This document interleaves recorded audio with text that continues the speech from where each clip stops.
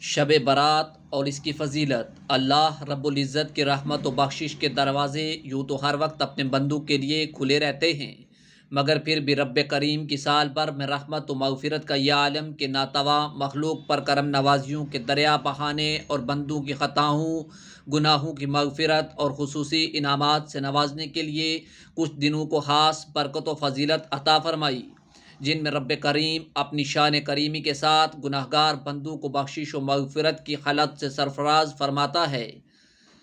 ان خاص دنوں میں شعبان کی 15ویں شب یعنی شب برات بھی ہے، جو بڑی بزرگیوں اور برکتوں کی حامل ہے۔ اس شب کو دوسری راتوں پر خاص اہمیت و فضیلت حاصل ہے۔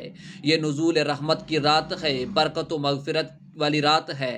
یہ رات فیصلے و قضا، قبول و رضا اور سعادتوں و قربت کی رات ہے، جس کی معنویت بنیادی طور پر یہ ہے کہ غفلت میں پڑے لوگوں کو جگا کر فکر آخرت کی طرف راغب کرنا ہے، احساس ندامت کے ساتھ رب غفور کی طرف رجوع کرنا ہے، رب کی بندگی سے لبریز ہو کر اس کی بارگاہ باعزت و باوقار میں پیش ہونا ہے۔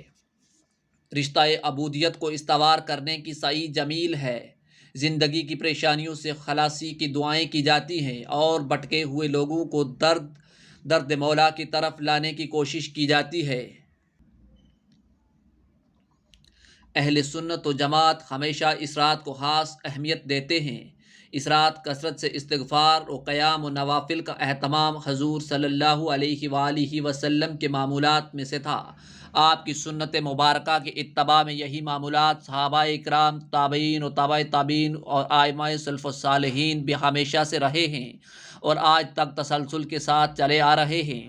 اس رات فرائض و واجبات اور سنن کے ساتھ نوافل کا بھی اہتمام کرتے ہیں، درود و سلام کی محافل منعقد کرتے ہیں۔ اس رات کثرت سے استغفار و ذکر و اذکار کیا جاتا ہے۔ ائمہ و اسلاف نہ صرف اس پر عمل کرتے ہیں بلکہ باضابطہ اپنی تصنیفات و تالیفات میں اس کا ذکر بھی کیا ہے۔ شب برات کی عصری معنویت یہ ہے کہ بلا شبہ بندگی کا پہلا مطالبہ عمل ہے، گویا انسان کی زندگی عمل ہے اور عمل ہی زندگی ہے۔ بے عمل زندگی موجب غضب الہی اور رسوائی کا باعث ہے۔ چنانچہ خالق ارض و سما کا انسانوں کو پیدا کرنے کا مقصد ہی بندگی ہے، مگر مقصد تخلیق کو دنیاوی مصروفیات اور مادری محبت کی وجہ سے فراموش کر دیا جاتا ہے۔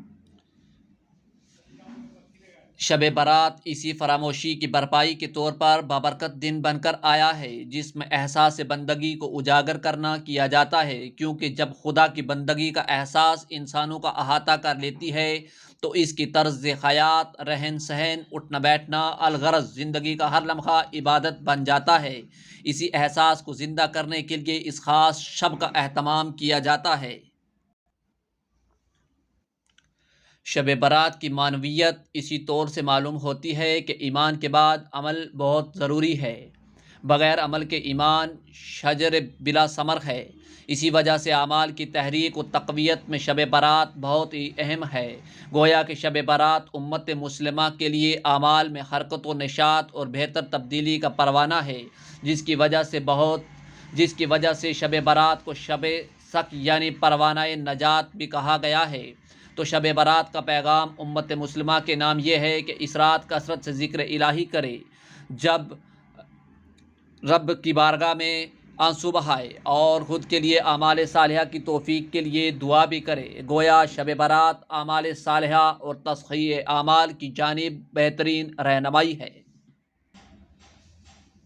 شب برات کی معنویت اس سے بھی معلوم ہوتی ہے کہ جیسا کہ حضرت انسان دنیاوی چکا چوند اور خوبصورتی کی وجہ سے فکر آخرت سے بے نیاز ہو جاتا ہے اور دل میں دنیا کی محبت رچ بس جاتی ہے، شب برات دنیا و آخرت کے سنوارنے میں اہم رول ادا کرتی ہے، لوگوں کو فکر آخرت کی طرف متوجہ کرتی ہے کہ اس شب قبرستان جانا ہوتا ہے، زیارت قبور کا اہتمام ہوتا ہے، جس میں مرحومین کے لیے دعائے مغفرت کی جاتی ہے۔ مذکورہ چیزیں ایسی ہیں جس سے انسان کو آخرت کی فکر ہوتی ہے اور بندہ رب کی اطاعت کی طرف متوجہ ہوتا ہے اور احکام الہی بجا لانے پر مجبور ہوتا ہے۔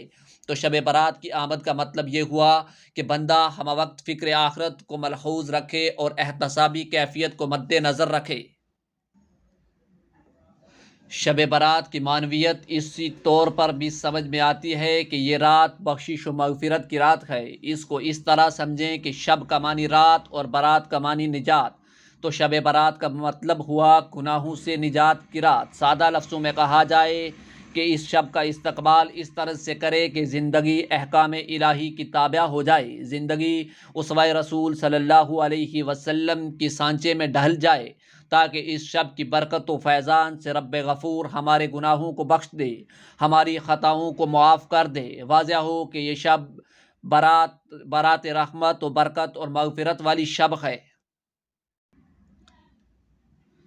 اس رات نیکیوں کے دروازے کھل جاتے ہیں، برکت کا نزول ہوتا ہے، برائیاں مٹا دی جاتی ہیں۔ ضرورت اس بات کی ہے کہ اس رات کو محض رسم سمجھ کر نہیں بلکہ اصل و ضرورت سمجھ کر بجا لائیں، جس کا بنیادی پیغام یہی ہے کہ فرض و واجبات کی ادائیگی کا اہتمام کیا جائے، ہمہ وقت احتسابی کیفیت کو پیش نگاہ رکھا جائے، دنیا کی لذتوں کو درکنار کر کے آخرت کی فکر ہونی چاہیے اور اعمال صالحہ میں پختگی لائے۔